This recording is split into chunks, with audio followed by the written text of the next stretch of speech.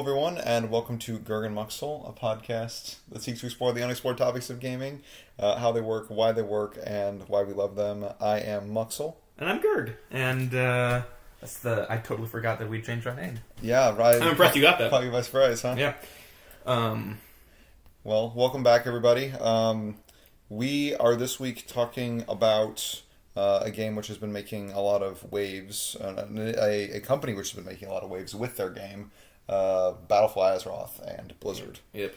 So we figured we'd jump. We're kind of jumping on bandwagons right here until we get into our horror mode for October. Yeah, we found ourselves in a weird position where like we got a bunch of stuff queued up for October. Yeah. But obviously coming back from taking a break, we wanted to have some more neutral episodes. We do enjoy Halloween and the Halloween themed stuff. So get ready if you like horror games. Yes. For the next few weeks, we'll be doing horror themed podcasts. But for those of you who aren't interested in horror games or want to hear us talk about something a little bit more industry-wide, we're going to talk about Battle for Azeroth. There we go. If you don't play WoW, I hope you can still get something out of this episode. It's going to be an interesting discussion about things that happen and the dilemmas that developers face when they try to shift existing systems, either for an expansion or for a patch or whatever. I mean, this is really par for the course now. Pretty much any game that receives patches and online updates is going to deal with this stuff at some level. This is just a really clear example of the sorts of problems you can run into when you mess with systems that people at least are attached to. Maybe they don't even like them, but they're at least attached to. Yeah, exactly.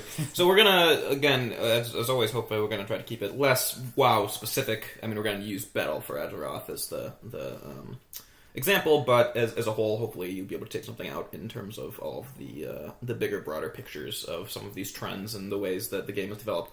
So the Battle for Azeroth, for those who don't know, is the newest expansion for World of Warcraft, a long-running MMO since 2004, is basically ubiquitous with the genre, / is one of the most well-known games of all time. Right. And so we're not going to get into that too much, but to give you a little bit of background, the most recent expansion before this was called Legion, and it was very well received by players. Obviously, WoW's gone up and down over the years, with certain expansions being better received than others, and Legion has been as satisfied as the player base has been a very, very, very long time, a number of years at least. And a part of that was part of the progression that they did. So normally in WoW, you when a new expansion comes out, your character has a level, which is just your power level basically, that you associate. And every expansion you get usually 5 or 10 new levels, and that's called leveling. That is kind of the first thing that you do to get yourself up to the max power level. But in the current kind of scheme of MMOs, or at least WoW, hitting max leveling is not the goal anymore. It's getting to max level and doing all the things in the game after that when you're at the maximum level. So the leveling process is pretty tertiary at best now. You kind of do it, everyone has to do it. You do quests, you do some story stuff. That's usually how they get the story out. Mm-hmm. And then after that is kind of where the quote-unquote the real game begins. And so we've talked a lot about Diablo before. Diablo 3, we're going to be bringing some instances of that in terms of the systems of an ARPG, an action RPG, in terms of the way that you incentivize players to keep on playing your game. And in the past, the way this has been done for MMOs is usually just a loot grind in the same way that it would be for Diablo, where you play more things, you get better pieces of armor or weapons, and you equip them, then you're better, so you can do higher level stuff or more difficult challenges that will give you even higher level weapons, and so on and so forth. And that's the idea. But of course, the monsters are also getting harder, and so your relative power level stays pretty much the same. It stays pretty much the same. If you're doing just sort of an objective analysis, you're awarded with more diversity and options. Mm-hmm. So I think that's a genuine change. Everything else is sort of a subjective change because you get to see bigger numbers fly up over enemies' heads. Yep. But percentage of health wise, if it was you'll never see an RPG which shows you the percentage of the health. That would be so sad because it would be so like it'd be so depowering. Exactly, it'd be this like existential crisis of like I finally got this weapon, now I can fight bigger bads and do the same percentage damage that I've always done. That's hilarious. Actually. There probably is some game where you can turn that setting on, but I bet nobody plays that. That would break the game for most people. I think. Yeah, exactly. I've never thought of that. No, because that's exactly what you do. I mean, right? You have all these different tiers of endgame content, be they dungeons or raids, which are kind of player versus the game, or you can play PvP stuff, player versus player, and all of them scale, basically. There's high levels of all of them, and the very, very tippy top are like, got to be, 5% of the player base, if that, the top level stuff. Yeah. So most people will never even see the top of it. So it actually doesn't matter, because the response to that system should be is like, okay, so that would get like, that's never ending, right? Eventually, where's that end? Right. It's like, no, you just make it hard enough that you can't reach the end, or that a few people do. Right. So actually, it is an unlimited potential there. Yeah, I mean, and most people, I would say most people are pretty happy in a system like this because they aren't ever going to reach the top and feel like they're being limited. Exactly. Skinner boxes, baby. We'll get into that a little bit later. But basically, all this to say, the new expansion, BFA, as we'll call it, Battle for Azeroth, has been quite divisive in almost every way, in terms of the story, in terms of the way it's gone mechanically from its last celebrated expansion into its new system that it did. And then in terms of even the way that you as the player are able to kind of control your destiny, your ability, the coherence between the last story where you were and where you are now as a character. Where you ended in Legion, story-wise, versus where you pick up in BFA. Yeah, exactly. It seems like such a shift, even just somebody looking from the outside to look at the last two expansions and then to look at Battle for Azeroth and be like, so does Battle for Azeroth, is it a prequel? Yeah, yeah, seriously, almost, dude. Well, a lot of people have been saying that, actually, was that everyone's like, why didn't they just switch BFA and Legion? Like, that actually would have worked quite a bit universally better, and at least story and story-wise. Anyway, do you want to get into the systems here? We're going to talk about some systems here. So I hope to not lose people, because some of these systems are kind of complicated. Really complicated. So I want to start off by talking about a dialectic, which I think exists in games. I don't want to confuse anyone. Okay, dialectics. Okay, all right. So I actually don't know what that word means. A dialectic just means a back and forth. Okay. Right? So it's a dialogue between two extremes. It's based in Hegelianism, if you want to look that up if you're a philosopher. Anyway, so the idea is you have two poles that you're oscillating between. And two things that on the one side, you've got the simplicity and the unification that really became prevalent in Legion, where pretty much everything, all the progression that you made in the end game was unified toward your artifact power, your AP. Yep, your artifact weapon. Yeah. So, like, you had this one item, and it leveled up whenever you basically did anything meaningful. Yep. Okay. And so it was just a scorecard of how many meaningful things you had done in WoW. Yep. And so there you go. It doesn't really get much more unified than that. You have exactly one number that tells everybody how much you've contributed to this expansion. And it eventually gets to 4.8 quadrillion, according to that one. Yeah, I don't know. I think that must have been like shopped or something, because that seemed insane.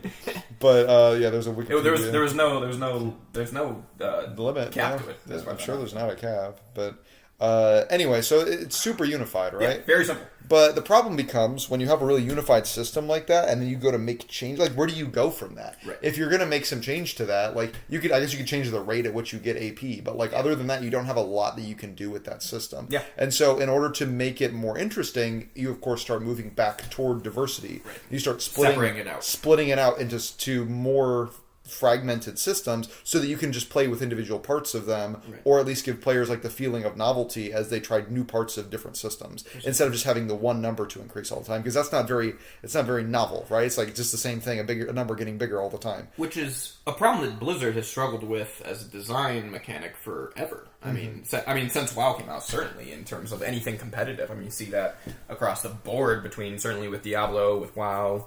Here's the Storm, their MOBA that I got into, has always been very difficult. Overwatch has been playing farm. I don't know if you've kept up with that, but their design, they've done major redesigns of two characters that have super homogenized them. Oh yeah. And new characters tend to get kind of new versions of past. It's getting simpler and simpler, basically. Interesting. So that level between the simplicity and the diversity of a system is something. I mean, I think that's just a game developer. That's just the life of a game developer at the end of the day, right? And it's fascinating for something as gigantic a system as WoW is, right? I mean, Overwatch is pretty freaking contained, right? There's 25 right now, 26 heroes, and 4 abilities each. So hey, you got like 100. WoW, as we were looking at the patch notes for Battle for Azeroth, the 8.0. So when they changed everything from Legion to BFA, and I mean it was staggering. Pages and pages, because they basically didn't leave anything untouched, because there were so many pieces. So basically here, with what they did in Legion, like I said, was they tied all progression to a single item. You had one weapon for the whole game. Mm-hmm. And then you upgraded, like you said, do anything, you get power, that makes the item better. And there's actually, within the item, there's a talent tree. A group of things that you can put this power that you get into, and you can spend it, and you can upgrade these different little traits. And in fact, if anyone remembers, in old WoW, a long time ago, actually, at this point, a very long time ago. Well, they changed this in Mists of Pandaria, which was like 20. I was in college. Good lord, I was like 2012. So anyway, it's been 5 years. You used to just be able to do that. You'd get, as you level, you'd be able to put talents into your own little talent tree. And that would just, it was attached to your character. That never changed, and you could redo it sometimes. But in this case, what they did was they basically took that old system of all of these little talents or traits and put them into an item. So that made it really actually interesting in that they'd replaced that old talent system with something new. So now you have these two systems. You have kind of the old one, now it's attached to an item, and then you have the new one that they'd put in place of it. And it was actually played together pretty darn well. It was interesting. You had kind of both ends of the spectrum in terms of small little incremental increases in the weapon, and then some big, huge talent picks that you're able to do on your character is what they eventually changed that system from. Right. So the problem with that was, as you kept on doing that, and they made very clear actually from the beginning that this item, this weapon that you have for the whole of Legion was going to only be for Legion, and then after Legion it was gone. Yeah. And I don't think anyone really thought about that until, I mean, obviously Blizzard did, but like, no one, people loved the system, register with people. What it really meant, yeah. I think we all just kind of trusted it was going to work out, especially because Legion was so well received and people enjoyed it. I mean, of course, there were people that didn't. So you did have these. The primary system for progression was with the artifact power. Right. You did have the talent system and the spec system. Right. But I would say that a lot of what people invested in was increasing the artifact power, which allowed them to get new talents and things like that. And then when you think about how much time people have probably invested in this one building a weapon, and then to realize that this item is just going to go away. Right, so that's the thing, right? Like, dude, even so systemically, I'll get into the problems of what happened when you undo an entire expansion worth of progression in a character. But two, it's just psychologically, man. Just the sunk cost. There is that I've spent so much, and there's all kinds of customization you could do for the weapon. Like I said, even in game and story wise, each one of the weapons was like really unique. It was like a thing that major lore characters would have had, or it had some big huge effect on the world before this, and you suddenly got to become it, and it was crazy, and a lot of people connected with their weapons a lot because of that. And so to literally have that be replaced, just stripped away immediately, was ballsy, to say the least. And if you think about, would this be a good time to talk about what it seems Blizzard's doing with their WoW content in terms of of beginning to tie all of your progression into something that will go away at the end? Because it wasn't the way it used to be, right? For expansions, you would level up. You'd go through levels, you get like a few new talents or a few new traits or abilities with the expansion, and you get a bunch of new weapons and gear and armor and all that jazz. And then at the end of it, you'd be there, and then the new expansion would come out, and you'd get a couple more, a few new items and a few new, and that was basically, and you kind of piecemeal upgrade your items and stuff, and you get a few more abilities as you leveled, but you never lost anything. In terms of the types of things you could do, you kept on tagging stuff on. And of course, they would prune and change a little bit here and there, but that's just normal for any game. But with this one, they literally wiped out a whole talent tree worth of all these really, really and really important things that you used to be able to do, and almost a whole expansion worth of progression. Yeah, which is insane when you think, because the implications here business wise are pretty. Pretty impressive. Yeah, well, I mean, the more we looked at this, the more it reminded me of Diablo seasons. Right? Like, that just... Which have been hugely successful. Exactly. And it took a game from absolute... People despised Diablo 3 to it being recognized. It's one of the top-selling games of all time. Large part considered at a very good place right now, very enjoyable. No one has horrible things to say about it. Yeah. Other than it's old. Well, okay, so for those of you who don't know what Diablo seasons are... what Diablo does is every year or every 4 months? 4 or 5 maybe. Periodically. What Diablo will do is they'll start a new season. And then what you can do is you can play a seasonal character in that season who gets to progress and use the special items that are unique to that season. And you start over. You have to start over from level 1. Yep, to start a brand new character. And you can do the things that you can do in all the other seasons, except for these have now there's special items and special little things that are seasonally unique. They can only get for that season. At the end of the season, that character will get rolled into your sort of timeless accounts. You're stable. Yeah, your stable characters. It'll just get added on, but it won't be able to continue on into the next season. You have to start again. Yep. Right? So they have a way to effectively completely reset progression and have people doing the same content without ever, with allowing it to stay somewhat fresh because it's a new season. Also, right? please note that they have successfully differentiated progression from story here. Used to be the way that you get more out of a game as you play through the game and do the story over and over. Right. The story. No one's played Diablo story mode in like decades. Ever. No. I mean, seriously, No, it's been a long time. It requires almost very little content additions. Mm-hmm. It's insane that you're getting you to play the same exact game. Yeah. Over and over. If it sounds a little bit like almost like the Rocky Horror Picture Show, sort of like go see it every week for like the last 30 years, yeah, right. sort of thing, where it's like, well, we just do it because we're really big fans. Yeah, it is a little bit like that. Yeah. You're not wrong. Yeah. And that says I like Diablo. I'm not saying anything bad about Diablo, but it is a lot of playing the same game. It's quite an impressive system. Thankfully, they do add some updates, and I remember when the Cube came out, and that was a really interesting system that they added. Some systems, so they're doing, I'm not saying they're not doing any work, but you can see how this WoW system, where they unify all of your progression to one set of items, in the new set, the new expansion, it's going to be all the Azerite, a neck piece and the armor. It's unclear whether or not that's going to persist beyond this expansion. They may do the same thing where they pull another reset, and you just basically have this revolving door of systems for progression, and they just sort of play around with those, but at the end of the day, they get rid of the power creep by doing a reset. Right.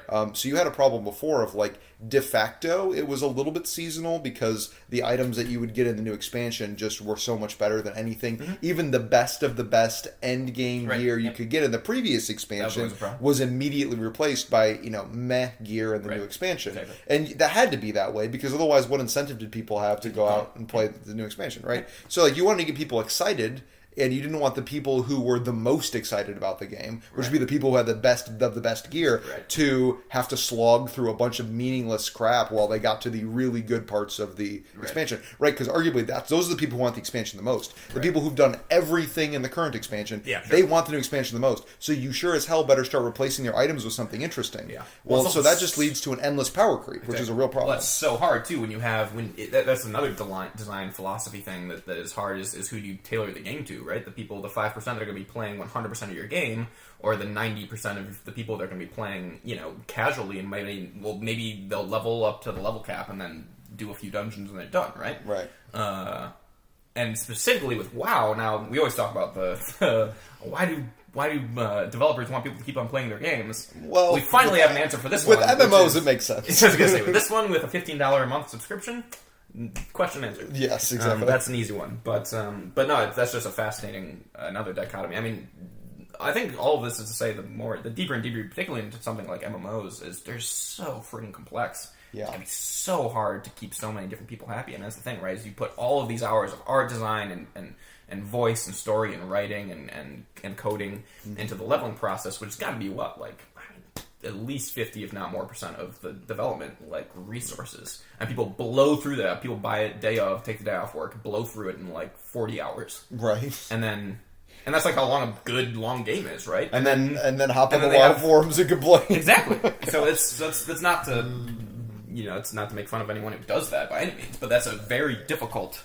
Yeah, trying to keep up do. with that rate of consumption. Yeah, it's darn near We've talked about that. Yeah. So in light of that, you have to introduce these systems to keep people playing. And one of the interesting thing about what Blizzard seems to have done between Legion and BFA is that they have, again, if they do the same thing at the end of BFA, where it's the same thing except for instead of one item, you have 4 items that you have to keep track of. Where all progression is linked to unlocking things on these items, and one item interacts with the other items in a different way too, and it's kind of there's more resources involved. But if they're setting the precedent of not only it's not just introducing new, kind of like you said, trash tier stuff, and as you're going in the new expansion, but you're actually literally wiping out everything they used to have. Right. It's a different level. That's a very, very different. And then trying to reintegrate. Because the problem was, like I said, in large part with the Legion wipe, was that they took away all of the things that made you... They took away all of your power progression. Mm-hmm. So all of your new items, all of your new abilities, all of the new ways that you were able to do things, and your ability to interact with each other got removed. All the new stuff you got from Legion. So now they had to update all of your existing abilities that are left to compensate for all of that other stuff. So basically, you had to rebuild your class and the way that it worked. And then how do you interact then with the new system of putting in new stuff? How do you keep yourself feeling like you progressed through Legion and still have room to progress in BFA again? Yeah. I mean, I don't know if we can get too deep into the BFA system because it's so complicated. I think there's a general point that we can make here, which is like what we just talked about with leveling and like the reason you don't show percentages for health bars, right? Like there's a reason why it feels better to play a game where the difficulty scales up with you than it does to play a game where you finish a level and then you just go back to level 1. Yeah, sure. Right? You don't just like finish a zone and then go back to level 1 and the game just says, don't worry, like all the enemies are just going to be more interesting now. Or like whatever. Here's these different enemies, just trust us, it's fine. It doesn't feel like progression anymore. And so there's a reason why that works, to scale up everything at the same rate as the player, and just resetting them does not feel as good. And this is that. This is more of a reset. And so it feels more like you're taking something away from the player. And you could make the argument all day that, like, well, it's the same thing as if you just scaled up all the enemies. And you'd be right on paper, but just the way that it feels... But go to the forums, that's very clearly a very different thing, which is that's really interesting, right? That in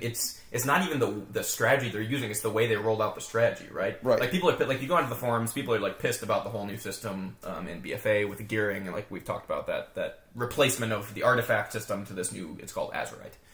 And people are really angry about it, and they have all kinds of good reasons for it, and it gets pretty nitty-gritty, which I don't think we'll really be able to get into. But, being said, if you abstract a lot of that out, it's interesting, because I'm almost certain that a lot of these exact systems would have been placed in previous expansions, but they would have looked and felt different. And they would have avoided this kind of emotional take on the way that things, like I said, kind of all of the sunk cost that you had in your last item, and the way that things are in comparison to the way they used to be.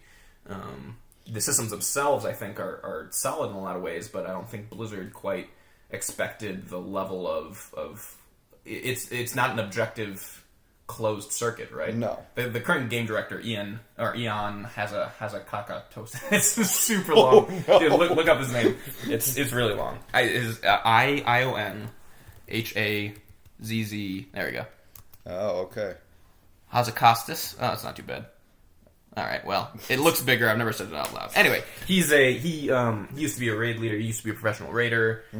He's listened to him talk for 5 minutes. He's a staggeringly intelligent dude. He's an engineer at heart, and he's also kind of usually if people had complaints about him, it tends to be that he's a little bit robotic / like we'll be like no I know, but like I know better. Like, you guys don't think this is fun, but it's fun. Trust me. Like, just give us some time. And this is exactly the that actually makes tons of sense for this system. It's exactly the sort of trap I would expect an engineer to fall into, right? Because like on paper it is the same thing. But like I would argue players don't have a problem with being less powerful.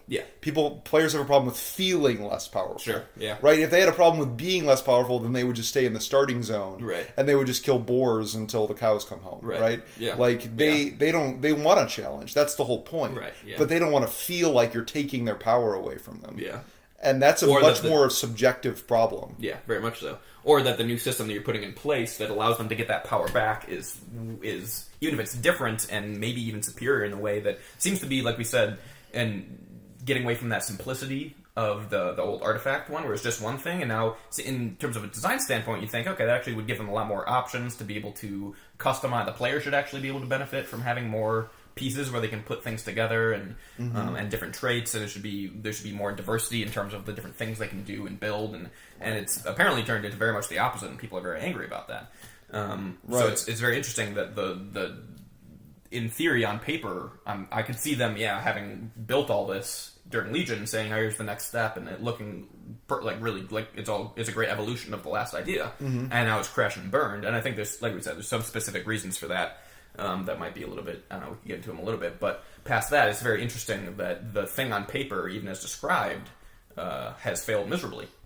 When you release it to 5 million freaking people. It's just, that's the like, I don't know if that's chaos theory or if that's just the power of the unpredictability of humans trying to give a really complex system to an even more complex system. And then see how people deal with it. Because, like I said, it seems to be a very well thought out thing that has really not gone over well. No.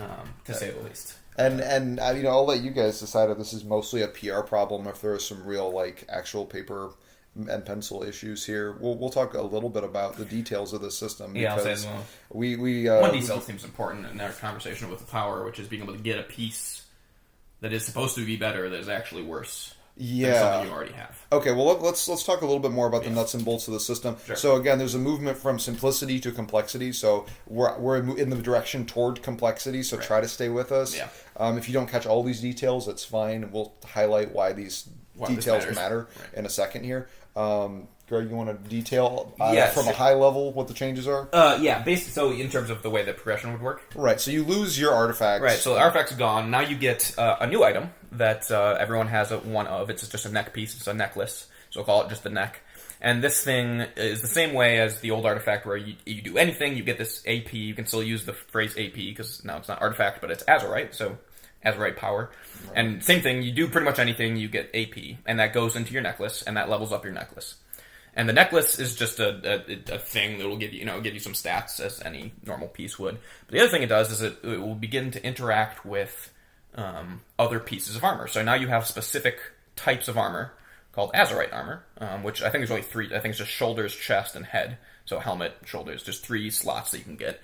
And these will interact with your neck. So when you put on a new helmet, it'll have a set of this is hard to explain. It is, yeah. It'll have a set of traits. So in the same way, remember all the traits that used to be in your weapon? Mm-hmm. Now they've taken that and spread out all those traits to these 3 new slots for your head, your shoulders, and your chest.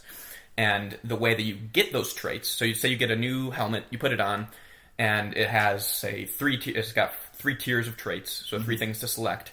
And you get to select those based on what level your neck is at. So the neck, you level up the neck to get all of these traits unlocked on your new pieces of armor.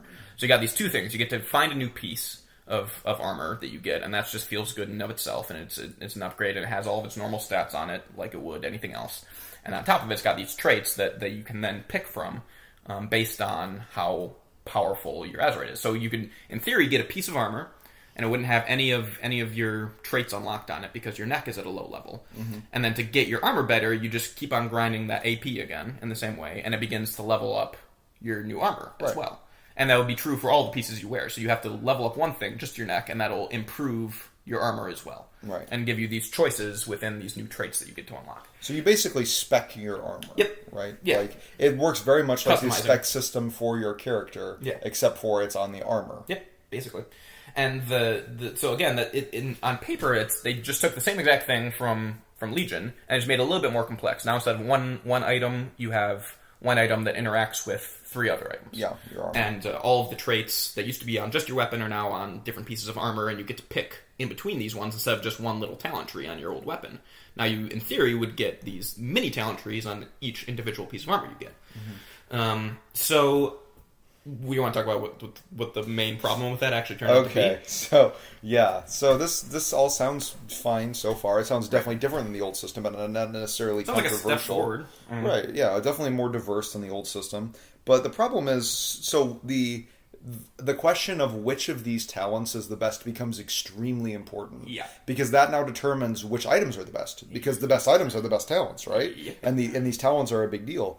And so you would think that the talents that were assigned to items were it was clearly there was a progression in talents between low-level items early on in the expansion and then like really upper Mythic Plus level talents. Right. But it doesn't work that way. No. It seems to be that it's very unclear that the power levels of the talents sort of parallel the power level in like the difficulty in obtaining them. So you could have an item that's really hard to obtain and its talents suck. Right. And you can have an item that's really easy to obtain and the talents are fantastic. The talents are insane, right? And so like how do you then make sense of that as a player? Like which item do you go for? The one that has more prestige because it was harder to get? Right. Or the one that actually will help your character more that's really easy to obtain? Right, so at this point you're running into a very, very, another interesting problem, which is making players feel like their effort, taking control away from players, basically. Right. It becomes close to randomness where you can be doing all the right things and not getting the rewards that you feel like you're supposed to be getting, and we built a system like, wow, that is so treadmill loot-based. That's all they have to hang their hat on, right? Right. So when people are pissed off about the system, there's all these other parts of the expansion. They added, like,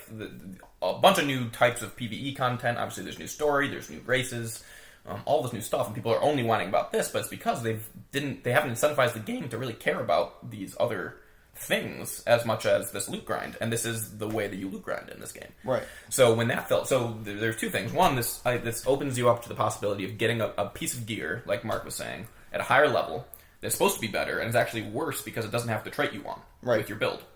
And so then you can't use it. So now you've gone through all of this difficulty to get this item, and it's supposed to be better in every single way, and it's actually not, you can't use it. Right. And that feels like crap. As well as, like I said, just gets under that whole loop. The other problem is that you can get into this point where you, oh crap, what was the other problem? Ah, frick. Was it downgrading for better talents? No, it was,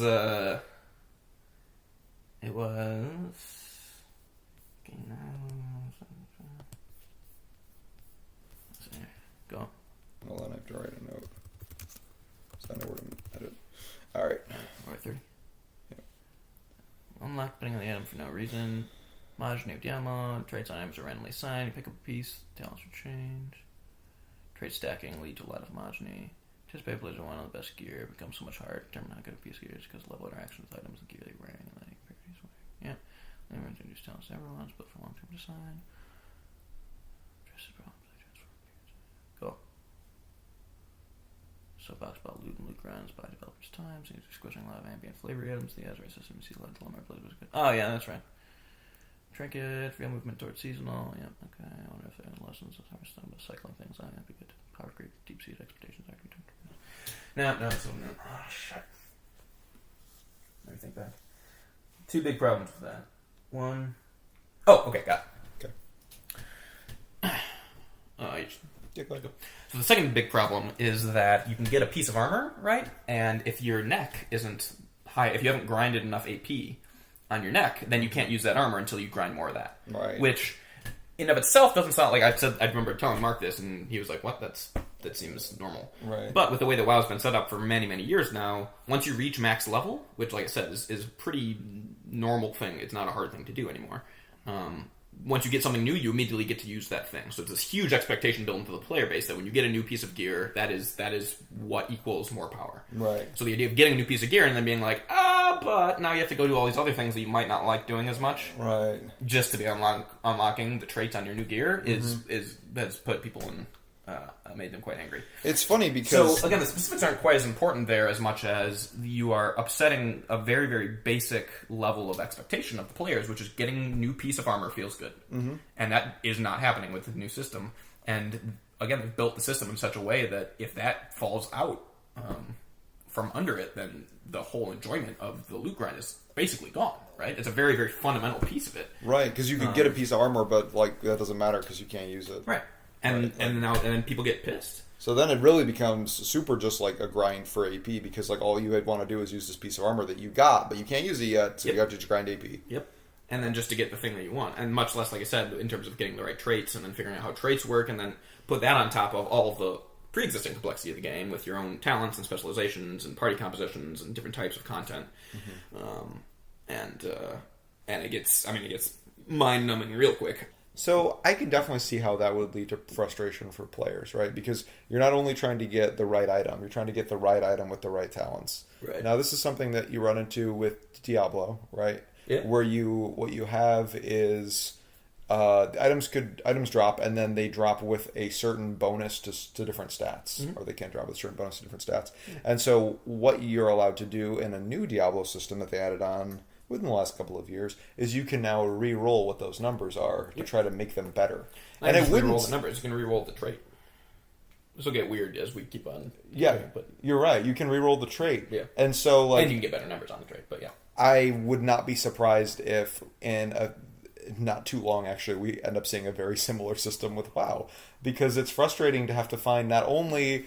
I got to find this item again and then just hope that the traits are right. It's much more I don't know, it's much simpler for players to take items that they already have and to say, like, I take it to this shopkeeper, and then he just sort of re-rolls the stats for me to try to get me the right stats. Right, and the interesting thing, too, is that a lot of this is rooted in the fact that a lot of systems actually got simplified in WoW. Right. As the expansions went on, in terms of jewel crafting, so putting items into your items used to be a thing. Yep. There was glyphs, which was another set of items that you could put onto your items, basically, or change different abilities with them.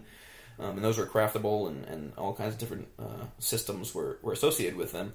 And those all got terminated. Those got moved away. Even the old talent system got reworked into, like I said, the far simpler. It used to be pretty much every single level you get 1 point, and you put into this giant tree, and the tree has all kinds of different things you can do. Now it's just literally every, I think, 15 levels, you get a pick of one of 3 new things to put on top.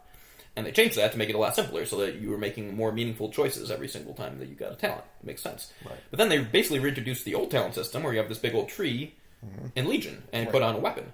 And now, like we've said, they've broken up the weapon and spread it out into different pieces. But you are kind of reintroducing all of the... And now you can, like, re-roll different traits on your items, which is, like, basically back to, like, forging and, like, reforging again. Right, yeah. So it's, like...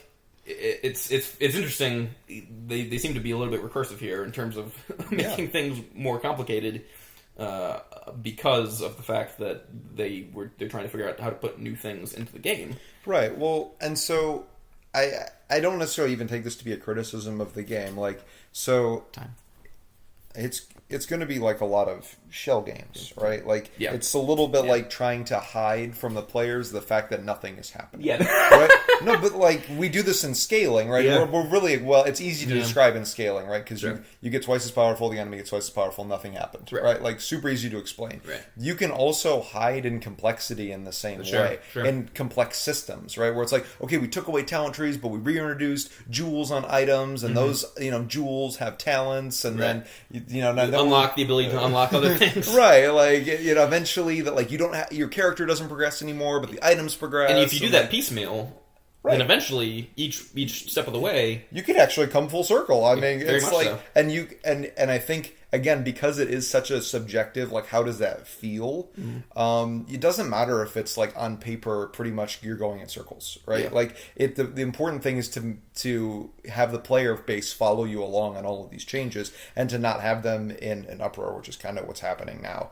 So this is kind of a worst case scenario, I think, for this. Like, and I'm not necessarily upset that, like, WoW became, like, an objectively less balanced game, because, like, Blizzard literally can control all the knobs. They can make sure that it's balanced, and they tend to err on the side of sort of helicopter parenting in terms of the way that they balance their things. Yeah. So I'm not worried about the game becoming unbalanced. It's really more of a problem of people don't feel like this was a good step for the complexity of the system. I read recently a quote that is it's so wonderfully succinct in terms of it puts so many things that we've talked about actually on the podcast, or even just my frustrations with stories as they're told. But resolution, the quote is, "Resolution is the death of a franchise." Right. And that was talked about in story, actually in the context of WoW, I think. But it's why comic books have a hard time with resolutions. It's why MMOs stories, outside of the fact that you're a non-entity that's supposed to be the most important person in the world, and yet still not. We've done an episode on that already. I know. I'm just saying that's a part of it. But all that is to say, having resolutions to things ends things, and that's what resolutions are. Exactly, that's the point, and that's good. And in fact, it works backward and affects other things too. And I'm wondering if you could say the same thing systemically. I mean, like, if they landed in a place in Legion where it was good and people liked it, right? They had their backs up against the wall in terms of they weren't ending WoW. Right. Those were their choices. Yeah. I don't know what the answer to that is in the big, huge long term. I mean, one argument I was thinking about was potentially, even if you're increasing even if you're doing that circle with complexity, right, where it actually remains just as complex as before, one thing you can improve and make objectively better is the amount of, just the way the information is presented, and the way that you're interacting with it, and the way that you're able to see actually that complexity and be able to manipulate it and use it, right? Yeah, sure. Because if it's super complex and it's impossible to figure out, then that sucks. But if it's actually just as complex, but somehow you've created this wonderfully complex system that is really intuitive, right? For the gamer, ideal. Then that's actually better, right? Right. But then the kicker is that once you do that, you can't stay there. Right, yeah, because you have to keep playing the shell game. Yeah. And so you may have created like the best user interface for the best system. Yeah. But like because you have to give the sense of progression and movement. change and movement to the game, it doesn't matter if it's the perfect system. Because people would rather have something new that's worse than have the same thing that's great. Right. Well, that's an interesting question too. Is that there's a whole lot of talk. I mean, there's a lot of buzz around the game. There's a lot of people are arguing on the forums. There's all this, interaction between the community, and it's negative right now. But is any press bad press for an MMO? That's subscription based. Everyone's saying unsub. But how many of those people actually do? Yeah, I mean, that's true. And I also have to think of, would those people be happy just grinding out artifact power for the rest of their lives? Yeah, exactly. How long until that Legion system got old? Right, exactly. And, I think Diablo can get away with being less churn because you aren't paying for it on a month-to-month basis, right? Yeah. So nobody's like, oh my gosh, I can't believe they're still using the Paragon system. What am I paying them for? Right. Because, they paid once and they enjoyed the game, and it's fine, and seasons are cool, and whatever. Yeah, that's another big part. $15 a month. I mean, it's one of the only, if not the only... How many other MMOs are monthly subscription? There are a few, but WoW is definitely the most successful. Right? We talk about EVE a lot, but that's still a monthly subscription. But in any case, that gets back into some of our previous discussions on a theme park and sandbox. Yeah. I was going to say that for the end, but we can do that now. Let's. So, can I indulge myself and talk a little bit about the story now? Sure. Yeah. Woohoo! So another divisiveness, which this actually came out of the original, why we're going to talk about this, was something that we found out we'd actually done in a previous podcast. But is just storytelling and the way that a player can be forced into doing things that they don't want to do, and how difficult that can be, particularly for an RPG, which roleplay is 2/3 of that. And game is the last one, so let's take it for granted. So in the new expansion, spoilers for story, this all happens immediately, so if you haven't played the game yet, then... There you go. Be aware. But one of the major things that happens is they reignite this faction war where everyone in the game is either one of two factions, the Horde and the Alliance. And it's always been that way, and it's something Blizzard really cares about for reasons unknown. And very early in the game, you have an event as the Horde that you ended up assaulting a capital city of the Alliance, which is actually pretty cool in terms of the world changes. That's something that we've talked about, is trying to keep status quo. Right. Makes it really difficult to feel like things are moving forward or meaningful. In this case, you actually assault a capital city.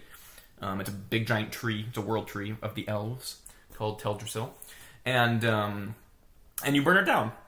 Which is awesome in terms of the story, except for the fact that you as a character, there's a bunch of civilians, there's thousands of children and women and civilians on the tree as you burn it. Yeah. So it's legit war crime. There's no usually the Alliance Horde story is tried to keep them roughly equal in terms of that you have reasons to care for both of them. This time it's just it opens up this was unprovoked, by the way. Okay. This is what starts the new war. So there's the fact that the Horde commits this egregious war crime, and you as a player, to get into the you have to play the scenario to unlock the rest of the expansion. So you as a player have to participate in the burning of this tree. There's no just war defense here, right? This is not there was no good means to an end. The idea is actually just to tie in a little bit, the Azeroth system, right? Is the idea is that there is something happened and the world is leaking, it's bleeding. There's a spirit in the center of the world that is potentially going to become very, very powerful, and it's important. We want to keep it safe. Right. And it's bleeding. There's a big wound that got struck at the end of Legion. And this blood is super, super powerful, and is on the surface now, and it's getting used for all kinds of things. Azeroth system. And so the producers were kind of trying to liken it to the atom being split. Once this thing happens in the world, it can't go backwards. And the whole reason that the tree gets burned down is because the leader of the Horde, the war chief, sees Azeroth and is like, crap, there's going to be a war because this is so powerful, so I might as well strike now. So kind of the equivalent of dropping the A-bomb without World War II being a thing. Oh gosh. I think it would be dropping the A-bomb. It would be splitting the atom before World War II and then dropping it on Japan because Japan might join the Axis. Oh my gosh. I think is it. Yeah. Well, which makes the Horde pretty despicable. Exactly. Like, a lot of maybe people... the most despicable. Yeah, exactly. And also they've had trouble with characterization with the Horde Alliance. Most of the time the Horde has done some pretty crummy things. In fact, one whole expansion ends with you assaulting the Horde capital.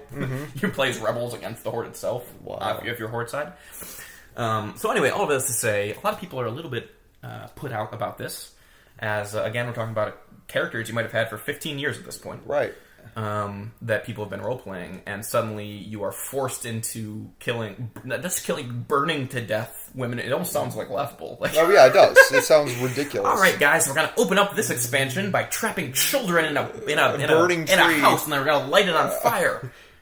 Yeah, woo! And you're gonna participate. Exactly. Like, so there's outside of that discontinuity, like we were talking about with some of the systems between Legion and BFA. Now we have. In Legion, you defeat one of the biggest bads of the whole universe that's been set up through the whole Warcraft story.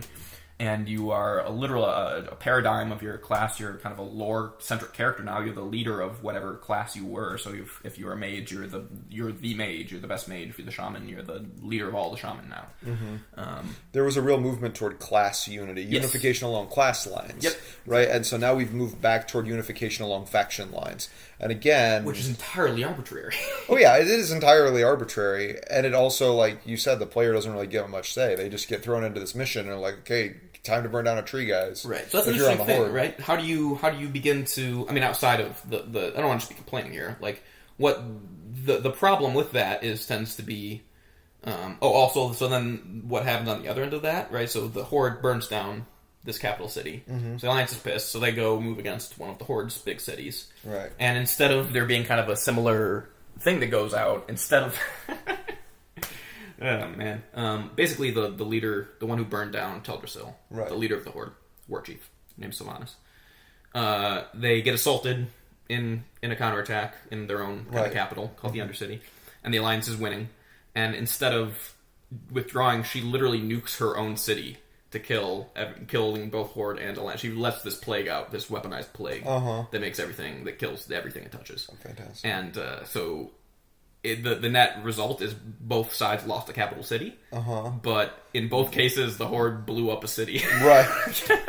The Horde is not looking good here. It's a bad look. Like, so that's just an interesting problem as characters in a roleplay. Well, and like, normally the way that these sorts of stories get unfolded, like, people have understandable motivations for their actions, right? Like, even if you don't realize it until later on. Like, you understand why Germany invaded France. Like, once you do your research, you're like, oh, okay, that makes a lot of sense. Right. You know, Russia could have come from the east. They would have been fighting a war on two fronts. They had to move first. Like, I don't agree with it. Right. I don't necessarily have to agree with the motivation. But it makes tons of sense why this happened the way it did. Right. But so far, from what I understand, we have been provided none of that for the Horde. And it hasn't been like a... or another way you can go about it. You can give them just motivation for striking first, or you can make it sort of unclear about, like, there has been a lot of back and forth, both sides are hurt, there's a lot of animosity, and now the fighting is just sort of boiled over. Yeah. But, like, what actually happened has sort of been lost to time, and we just know that both people are upset. Right? This is, a lot of almost a situation... We went from almost complete unity... Yeah, okay. Legion. Well, that's the problem, too. Is like, in order for that to be a believable plot point, you have to have some time pass. Yeah. Right? Like, there's so much animosity in, like, the Middle East between Israel and Palestine. Yeah, right? And, like, the question of, like, who struck first there is, like, it doesn't matter, and it's basically impossible to figure out. Right, exactly. And so, like, that's a believable I think that's what they're trying to do here, but they just don't have the chops as writers / And the other reason, like I said, people thought they should have switched BFA and Legion... at least story-wise, was, hey, we do the faction war thing one more time, and really play it out, and then we come together for this big world-ending threat, because that's the way that usually works. Right. And, but no, here we are now. So, it's interesting, like I said, I don't just want to complain about it in so much as I want to think about ways that, you could, I don't know, what can you, I mean, you jump through tons of friggin' hoops, in your own mind and headcanon about what your character did or didn't do. You could literally just cut it out and pretend it didn't happen. You mean in terms of trying to reconcile your character with the actions of the Horde? Yeah, to make him not a legit war criminal. Because so many people are looking for that game where you play as the Nazis post-World War II escaping to Argentina. The legit war criminal. And like, yeah, like... It's such a hard game. There are just Nazi on the run. And there are games where you play as the villain, right? Yeah, like, it's not, but this is not, this isn't one of those games. No, and so, like, to just suddenly take and shift, like, oh yeah, by the way, playing as the Horde is playing as the bad guys, right? Like, so the Horde has always been. You've had reasons for being the Horde, right? They're misunderstood, but they aren't just straight up evil. Their whole thing was a little bit more. They were all the outcasts. They didn't have a place, and they all banded together because they were the ones that didn't fit into the rest of the world, and they had. They were more kind of tribalistic and more primitive in some ways, but like super honorable, kind of the noble savage stereotype was attempted to be played out, and literally that is just not been able to be kept up entirely. So for all of these reasons, BFA has been quite divisive. Well, and think about the hand that you're being dealt coming in from Legion, right? You had an epic resolution. Yeah. This resolution concluded with a complete unification of progression into the artifact power system, and unification across class lines. They unified everything in the story and the completely eliminating the tension between the factions that was driving the story before the Burning Crusade came on. Yeah. Right. So you've eliminated the big bad. You've eliminated the source of tension that kept the story going before the big bad showed up. Right. And you've unified all of your items and progression levels. Single freaking. So, like, of course, this is going to be messy. Yeah, that's a good point. It's not surprising. That's a very good point. And so again, that just comes to the resolution piece of it, which is they gave a frick ton of resolution in Legion, actually. Yeah, and maybe a problematic amount. Yeah, exactly. I mean, I remember actually when they announced it, and that they were doing the artifact thing, where you only have one weapon. Suddenly, we're going to be wielding, these, like I said, they were story-based items, things that previous big, huge NPCs had that were, changed the world and all this stuff, and that the main villain was going to be the Legion, and then they said this was going to be the end of the Legion storyline, and I was like, that's just that's most of the storyline, actually. Yeah, it's just the storyline. That is, yeah. And I was like, I seriously think this might be the end, and then obviously they're like, no, we're not ending, maybe ever.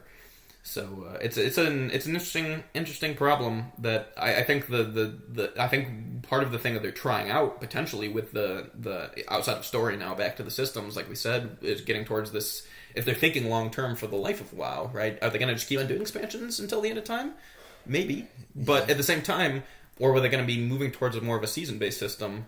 Where, I mean, obviously maybe the story stops in some way, but they've found some way to create new systems that come out and change the way you play through the game again, or have different, because you can't keep on expanding. I guess you can, but anyway, just the long term usage of an MMO like this is an interesting problem. Either you retire it and release a sequel, which they've repeatedly said they don't want to do, or have currently no plans to be doing. Right. Which, if you were going to be doing that, they should be planning by now. Oh yeah, definitely. It's been a long time. So anyway, so maybe this is a semblance of trying to say, hey, can we make each individual expansion be almost entirely self-contained, and just hit a hard restart every time for players. Yeah. In a way that the previous games didn't, where each expansion kind of built on the next one. Now it might just be each expansion is kind of its own thing, which we see currently Blizzard doing with Hearthstone. Right. Which is what I thought of when I thought about the season idea, along with the Diablo seasons, right? Hearthstone, you have a clean and expected, might I add, way to cycle out items and strategies for new ones when you have new expansions and new seasons. Right. They don't call them seasons in Hearthstone, but when you have blocks that cycle out, you have new blocks of cards that come in to replace them. I think they call them seasons. Do they? I think so. Oh, okay. Anyway. So they're literally just homogenizing across the whole. Yeah, well, they seem like they've decided that they have a format that works, and they want to push a game which literally has existed longer than them figuring this out. Yeah, it's just like they're one of their biggest cash cows. Right. They're trying to push it into a system which they're like, okay, this worked with a lot of our smaller games. I bet it can work with this bigger game. Right. And I think that they're probably right, but there's just a lot of collateral damage getting there. Yeah, that's fair. As well as, I mean, I think it's interesting too that they've announced alongside of kind of this. They announced they're doing Classic, right? They're doing WoW Classic, which is the original. Before any expansions, just the original game as it released. It'll be the very end of that. It'll be patch 1.12, so it'll be everything that came out in vanilla. Okay. All the expansion content up until the first expansion. So not expansion content, all the patches, basically. Which was when I was last a serious WoW player. Right. So this could be like a real cool moment for me to hop on and play. Exactly. So it's interesting. I don't know. That might just be entirely... they say that the reason because for a long time they said they were never going to do that. Right. That was another classic. They said, you think you want that, but you don't. And everyone was like, stop telling us what we want. a big part of it, they say that now the reason they're doing it is just technology has basically got to the point where they can begin utilizing the insane task of trying to take a game that was built in the early 2000s and update it for today's computers. But in any case, I wonder if there is also a level of like, yeah, this is them shoring up their like, hey, if you want the old way that WoW was even thought about as an MMO, it's going to be something different. Now it's going to be episodic, it's going to be seasonal. I mean, obviously it already is to an extent, but even more so. If you want that feeling of adventure as opposed to kind of these Telltale Game-esque episodes, then maybe it'll look different. I don't know.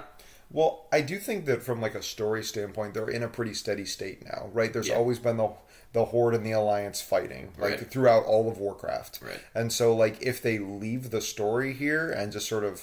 This is the sort of never-ending source of tension in their story. They can always use. They can always fall back on, but the Horde and Alliance are fighting. And so, like, if I'm not saying this is the last expansion, I kind of doubt it is. No, but, like... Not. But if they wanted to make it the last expansion, I think they could continue this on and do more of an episodic thing that's less like writing in the Burning Legion or writing in the Frozen Throne or just writing in all these different other bigger plot points that were sort of... all the big bads. Yeah, right. Yeah, there's one left that we have to off, basically. The world's bleeding, and I'm sure they'll develop that into like a bigger. Well, no, they did. Remember how you were talking about? So this is interesting. This is another Blizzard conceit, story wise, that I don't want to again just keep on trashing Blizzard, but story wise, we actually like Blizzard. Yeah, I do. I know this is coming out at minute 56, but we do like them. Yeah, right. But so you're talking about say there's some for Sylvanas, right, the war chief who's done all these horrible things. Say we find out sometime later that there was some inspiration. She knew something we didn't. Right. And her doing these things will make it all make sense. Right. You can definitely retcon. They did that with the Burning Legion. Actually, there's a bigger bad on top of that. That the Burning Legion was here to basically it was either wipe out all life in the universe and have everything be gone, or have all life get corrupted and twisted and turned into hell, and everyone be tormented forever. And he picked kill everything instead. Yeah. Which was not always the case. It was very much the Burning Legion was the big bad that just wanted to kill everything because he was insane. Right. But so they twisted it to make, hey, now suddenly you have this reason for this villain doing this way, and we've beaten him, so now we have someone who's even worse on top of that. Right. And that just happened in Legion. They just did that. Right. After like decades of having Sargeras, the Mad Titan, right? The big bad, being the big bad, is suddenly like, oh my god! And so they did that in StarCraft. I don't know if you know anything about that. They did that in StarCraft 2. So that might be a particular plot device that's a little overplayed at this point in the storytelling. Yeah, a little bit. I don't know. I don't know. Well, I want to... Maybe people like it, but I don't.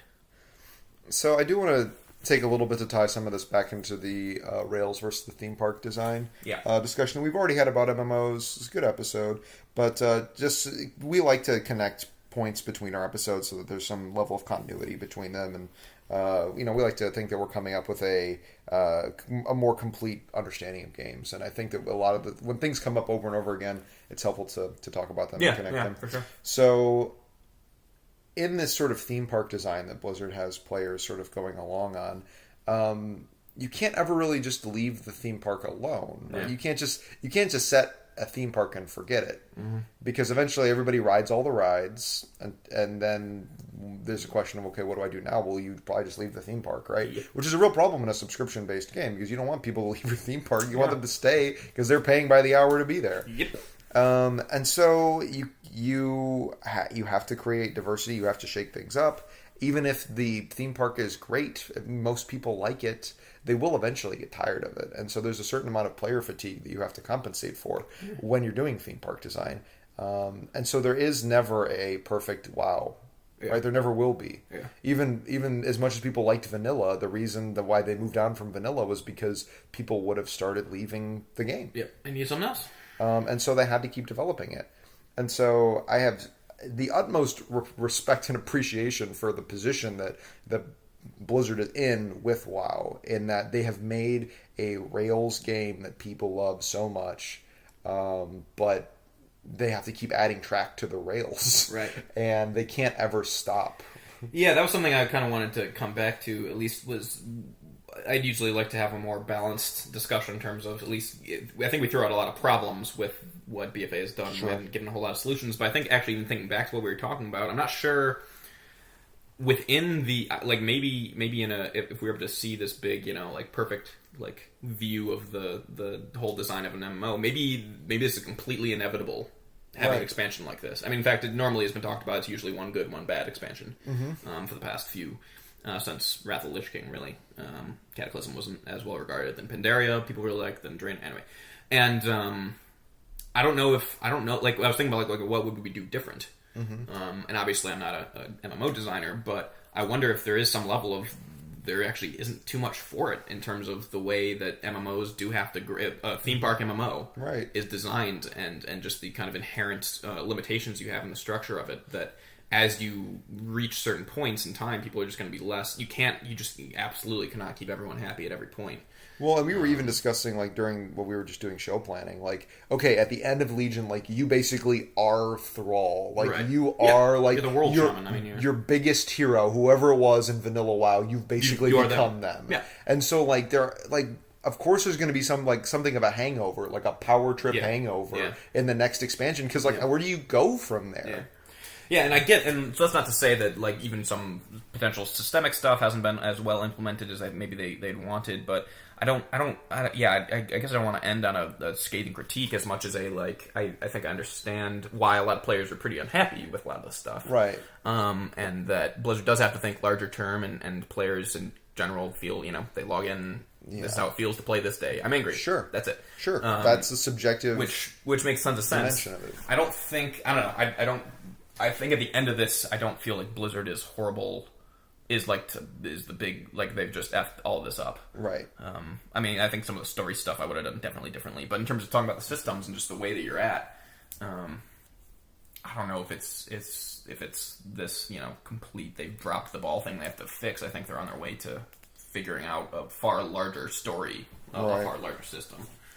Yeah, and I think this system, it's already, the designer's already come out, Ian, is that how you say his name? Ion. Yeah. Has already come out and said that, the system isn't exactly where he wants it. He's going to continue to develop and tweak it, and I'm 100% sure that's the case. And because they're always moving, they're always tweaking, and so there's going to be an ebb and a flow between. Yeah. I'm sure they'll probably nail it at some points, and then they will unnail it because they've got to keep changing. Right, because they just necessity, actually. Right. Which is a hard thing for gamers to understand, particularly when it's subscription based, right? You're paying the development time that they are trying to figure crap out. Right.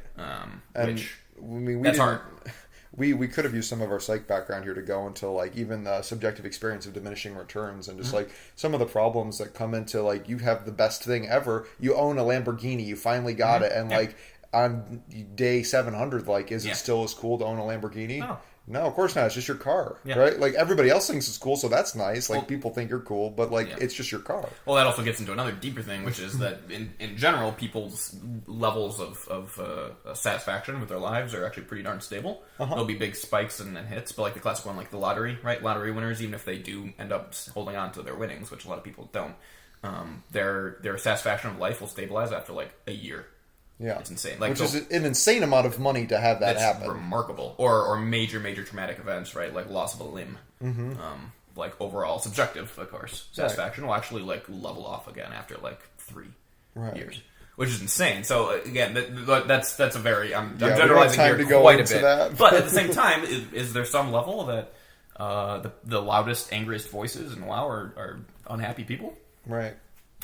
I certainly don't want to claim games can be a addictive thing. They can be a thing where people release, where they dissociate into, and to get away from your actual life. And if your fake life begins to get really, really painful in the way that you don't want it to be, then suddenly that matters a whole frick ton more. And again, that's not to generalize. I'm a gamer. I've done that. Right. I don't want to be say that's a bad thing in any means. Outside of addiction, I don't generally support. But I don't want to kind of demonize gamers at all. But if there's a level there of like, this is people are you cannot expect for a person to stay at the same place as a person over 5 years of expansions, you know. Right, Like, and that's just- the game can't stay at the same place exactly. either. And So that's not an excuse as much as trying to look at it a little bit more holistically. But in any case, I think that's a decent wrap-up place. If you guys have thoughts, I'm sure plenty of you do if you play WoW. It's been a while since I've played, certainly a long time since Mark's played. But I do like keeping my ear to the ground because I do love I'm in it for the story, actually. I grew up on Warcraft 3 and love the characters so much that's why I keep up with all this drama, despite not playing it myself. But if you guys have thoughts, you can email them to Gerg at... Nope, wait. Yeah, Greg no, at... Gerg, Gerg, Gerg at... Gerg or Greg at, yeah. at gergandmuxl.com. Yep, at Gerg at gergandmuxl.com or Muxl at gergandmuxl.com. Of course, those being Gerg, G-E-R-G, Muxl, M-U-X-L. You can also just email Mark and Greg. You know our real names. Yep. We'll respond to those too. Yep, and those will come through. So that concludes our second and last normal podcast. That's we right, jump from into this season. To pure spookiness. So now we're gonna change. It's gonna be. I'm excited, honestly, because we have a few cool ideas that I'm excited to look into. And if we got in a new announcement, we got an announcement. Yeah. What, you want to make the announcement? Sure. I finally, through Mark, actually, I managed to find a very cheap and functional PlayStation 4. So. I have that actually right across from me right now. We're going to plug it in and start playing some stuff right after we finish podcasting here. So I'm super excited about that. But so, 1, Mark's here. 2, I have a console. 3, I'm actually in the process of building a PC as well. Right. I've been saying that for a long time, but actually we have parts selected now, and I have my graphics card, and that'll be hopefully done by the end of the month. So we have an immense amount of games to be able to play and actually stream, hopefully. Yeah, I'm super excited about. Mark has a capture card. Potential here. And specifically for horror stuff, man. I mean, this is a great little room that we could... I know. We could just shut down and keep it nice and dark. So I'm super excited. So I think there'll be a lot to come. There's a lot of cool stuff on the horizon, guys. So stay tuned. And we'll be back next week with some horror spooky stuff. So tune in. Peace out.